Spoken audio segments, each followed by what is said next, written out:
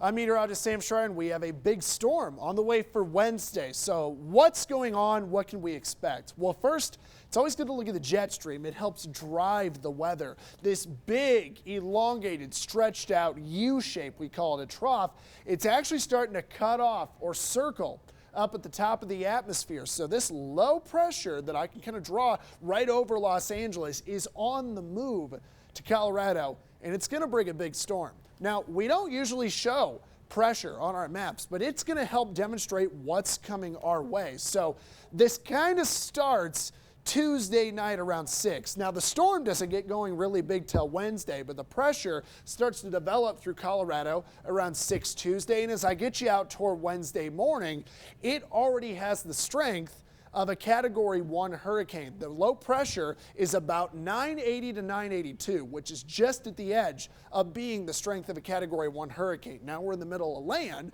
so of course we're not going to have the storm impacts of a hurricane with all of that moisture and all that storm surge, but we are going to have some snow and a lot of wind. Now, this thing forms basically over southeast Colorado. Have you heard of an Albuquerque low? If it had formed down by Albuquerque and swung up and got big, that could have led to some huge snow totals in Colorado. But what this setup seems to do is form in southeast Colorado and then quickly become massive. In fact, if this does hit the forecasted pressure of 974, this would be one of the largest or deepest low pressure systems in about the last 40 years through Nebraska and Kansas. And when this thing gets super strong like this through the day Wednesday, on the backside, Colorado is going to see incredibly strong winds, and we're also going to funnel snow onto the backside of the system. So not only strong winds, we'll have snow, which could create blizzard conditions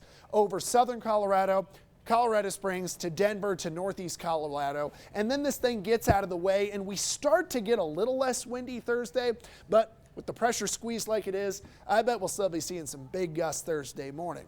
So again, what should we expect from this storm? Now, we still need a little time here because the system is not quite on shore yet to get some snow totals for you. But what I do know is that with the winds and the snow coming together, we would easily create blizzard conditions. And I think that we could get some winds between 60 to 80 miles per hour near their top gusts. In fact, 90 mile per hour gusts cannot be ruled out of the system around the Palmer Divide. That natural elevation will help to squeeze the air a little bit, put out some extra big gusts. It will be most dangerous to travel on the Palmer Divide, and likely that stretch of Highway 24 between Colorado Springs to Lyman, also I-70 going east. The worst of it to my eye looks to come between Wednesday, roughly in the morning around 8 a.m. through Wednesday evening. So we'll say the absolute worst, the strongest winds, the worst visibility, the heaviest snow, sometime again in between Wednesday 8 a.m. to Wednesday at 8 o'clock at night. We will have more updates on this as we track the system over the next couple days, but just know Wednesday potentially has the day or the possibility of being a very bad day for southern Colorado.